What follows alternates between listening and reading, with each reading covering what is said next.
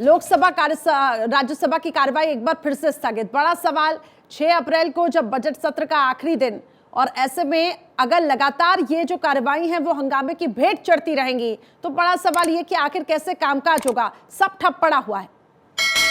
करिश्मा, सबसे पहले तो लोकसभा में जो एक सदस्य हैं उनके निधन की खबर आपने देखा होगा। लोकसभा अध्यक्ष ने भी उनको श्रद्धांजलि दी। गिरीश बापट जो लोकसभा के मौजूदा संसद सत्र में ही सदस्य थे, उनकी आकस्मिक निधन से कार्रवाई को स्थगित करने की पहले से बात चल रही थी। लेकिन विपक्ष का जो आपने हंगामा देखा वो बदस्तूर जारी था और राज्यसभा और लोकसभा दोनों सदनों में विपक्ष लगातार हमलावर था। सुबह 10 बजे से 10:30 बजे तक मल्लिकार्जुन खड़गे के कमरे में विपक्ष की बैठक हुई थी लगभग 16-17 पार्टियों की, और उसके बाद कांग्रेस संसदीय दल की बैठक थी। तो इन बैठकों में कुल मिलाकर ये निष्कर्ष निकला कि जेपीसी की जो मांग है वो सदन में बदस्तूर उठाई जाएगी। और आपने देखा विपक्ष बहुत एग्रेसिव तरीके से उस मांग को उठा रहा था। सत्ता पक्ष की तरफ से भी आवाजें।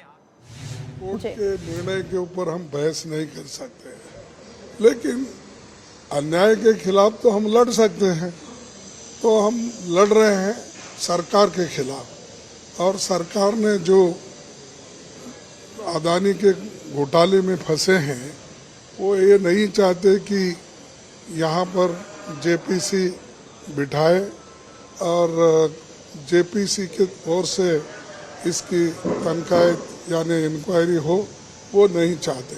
उसको टालने की कोशिश कर रहे हैं और सबसे पहले सदन नहीं चलना ये उन्होंने प्लान करके आते हैं, गड़बड़ करते हैं और सदन को बंद कर देते हैं। लेकिन शक्ति प्रदर्शन भी कहा जा रहा है, वहाँ जिस तरह से बड़े मुख्यमंत्री पहुंच रहे हैं वहाँ मल्लिकार्जुन खड़गे को आप सुन रहे थे। साफ तौर से उनका यही कहना है कि देखिए कानून के फैसले पर हम सवाल तो नहीं उठा सकते हैं, लेकिन ये पहले से ही प्लान रहता है कि सदन की कार्रवाई चलने नहीं दी जाएगी। लेकिन उन्होंने साफ तौर से ये कहा है कि हम लगातार जेपीसी जांच की मांग, आगे भी इस मांग को जारी रखेंगे और इसको लेकर अपनी आवाज को बुलंद करेंगे। और यही एक वजह है कि तमाम विपक्षी पार्टियों का भी समर्थन मिल रहा है। अमित जी लगातार मेरे साथ बने हुए हैं। अमित जी, आप अपनी बात को पूरा करें।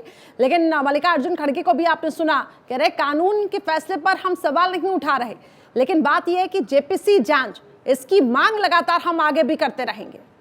बिल्कुल, और जेपीसी की मांग पर विपक्ष जो है वो एकजुट है, अभी तक एकजुट है, अड़ा हुआ है और सत्ता पक्ष को बार बार इस चीज़ के लिए वो दबाव बना रहा है कि आप जेपीसी गठित कीजिए अडानी के मामले पर। जब से हिंडनबर्ग की रिपोर्ट आई है, आपने देखा होगा बजट सत्र का पहला चरण भी धुल गया। दूसरा चरण जो है वो पूरी तरह 6 तारीख तक अब सदन की कार्रवाई चलने की बात है इस पूरे बजट सत्र का, और आज भी जो सप्ताह का पहला दिन है करिश्मा, वो भी धुलता नजर आ रहा है। तो सत्ता पक्ष और विपक्ष के बीच सहमति नहीं बन रही है। पहले तो राहुल गांधी का एक मुद्दा था कि वो सदन में आके माफी मांगे, अब राहुल गांधी वो मुद्दा नहीं रहे क्योंकि सदस्यता उनकी चली गई है। आज सूरत कोर्ट में वो ऊपरी अदालत में अपने निचली अदालत के फैसले को चुनौती देने जा रहे हैं। मल्लिकार्जुन खड़गे कांग्रेस के अध्यक्ष हैं, विपक्षी नेता है, विपक्षी दल के नेता हैं, वो इस बात को साफ तौर पर कह रहे हैं कि सदन की कार्रवाई जब तक चलेगी जेपीसी की मांग वो बदस्तूर करते रहेंगे। और साथ ही वो कह रहे हैं कि सत्ता पक्ष भी मन बनाकर आता है जिस तरह से वो अपना रवैया यहां दिखाता है। तो सत्ता और विपक्ष के बीच जो स्थिति बननी चाहिए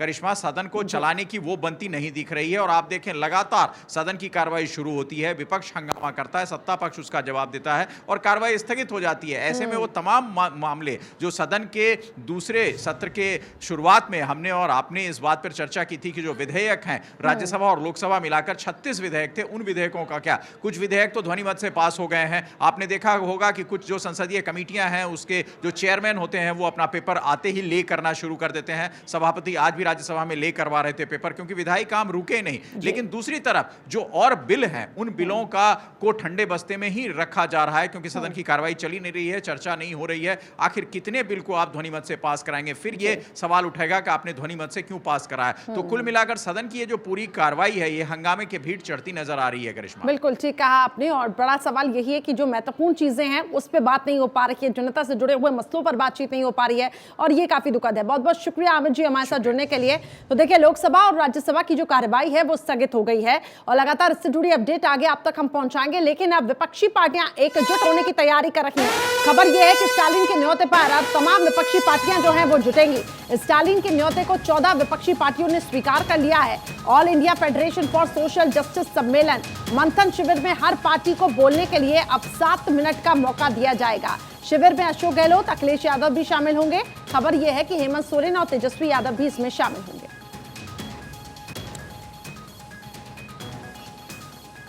तो 2024 की रणनीति यहां पे विपक्ष जो है वो बनाने में जुटा हुआ है। स्टालिन के न्योते पर 14 विपक्षी पार्टियां जो है उन्होंने वो न्योता जो है वो स्वीकार कर लिया है। तो बड़ी खबर, पार्टी को बोलने के लिए 7 मिनट का यहां पे मौका दिया जाएगा। अमित जी एक बार फिर से हमारे साथ जुड़ चुके हैं। अमित जी, तमाम विपक्षी नेता स्टालिन के बुलावे पर जो उन्होंने ऑफर दिया था उन्होंने एक्सेप्ट किया है। खबर यह है कि सभी विपक्षी पार्टियां यहां पे जुटेंगी। तो एक तरीके से हम क्या समझे, 2024 का एजेंडा यहां से सेट किया जाएगा, चुनावी बिसात यहां से बिछाई जाएगी। बिल्कुल करिश्मा, और जो नेता नहीं जुड़ पाएंगे वो वर्चुअल मीटिंग यानी वीडियो कॉन्फ्रेंसिंग के जरिए इस बैठक में जुड़ेंगे। दिल्ली के महाराष्ट्र सदन में वो नेता जाएंगे जो फिजिकली शारीरिक तौर पर वहां पहुंचकर अपनी बात रख सकते हैं, वो रखेंगे। जो नेता नहीं जुड़ पाएंगे दूसरे प्रमुख विपक्षी दलों के, वो वर्चुअल मीटिंग के जरिए जुड़ेंगे। लेकिन तमिलनाडु के मुख्यमंत्री का ये निमंत्रण है विपक्षी एकता के लिए। उधर ठीक उनके बगल में एक दक्षिण का बड़ा प्रदेश है कर्नाटक, जहां चुनाव होने वाले हैं। और वहां पूर्व प्रधानमंत्री देश के एचडी देवगौड़ा, जिनकी पार्टी है जेडीएस, उन्होंने कहा है कि विपक्षी एकता हो ही नहीं सकती, कांग्रेस पहले अपना घर संभाले। क्योंकि जेडीएस और कांग्रेस में कोई तालमेल कर्नाटक में देखने को नहीं मिला। पिछले चुनाव में दोनों ने चुनाव जीतने के बाद एक साथ सरकार बनाई थी और सरकार वो गिर गई, फिर भारतीय जनता पार्टी की सरकार बन गई। अब कुल मिलाकर जो इच्छा उनके मन में थी कि कांग्रेस और जेडीएस एक साथ चुनाव लड़े, वो नहीं लड़ रहे हैं। तो विपक्षी एकता जो है वही टूटती नजर आ रही है। क्योंकि जो विपक्ष की एकता, ठीक उसके बगल के प्रदेश तमिलनाडु के मुख्यमंत्री जिसकी शिरकत कर रहे हैं, जिसकी अगुवाई कर रहे हैं, और ठीक एक दक्षिण का बड़ा प्रदेश कर्नाटक, जहां एक बड़ी आवाज आती है विपक्षी एकता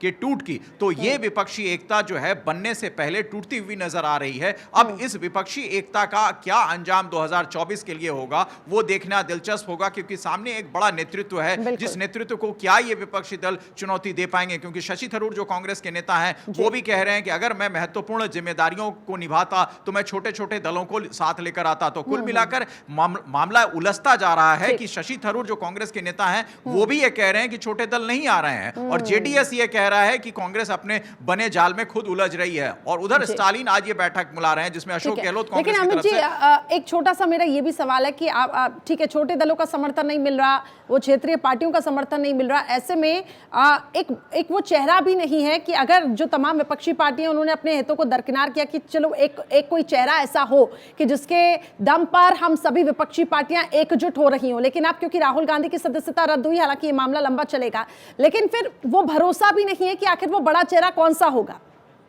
ये साफ कर दिया गया है कि फिलहाल कोई वैसे चेहरे पर सहमति नहीं बनेगी।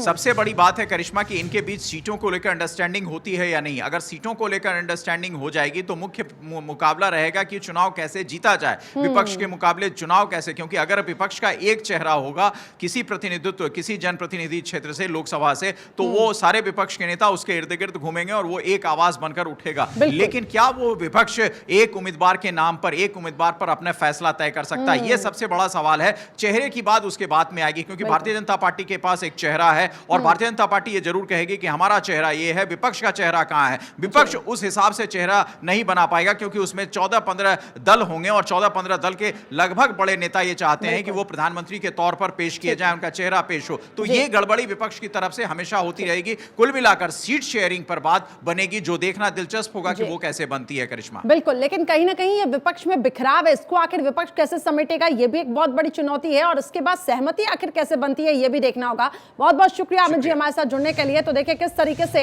यहां पर विपक्ष जो है वो एकजुटता तो दिखाना चाहता है, लेकिन वो बिखराव है जिसको समेटना विपक्ष की भी जिम्मेदारी।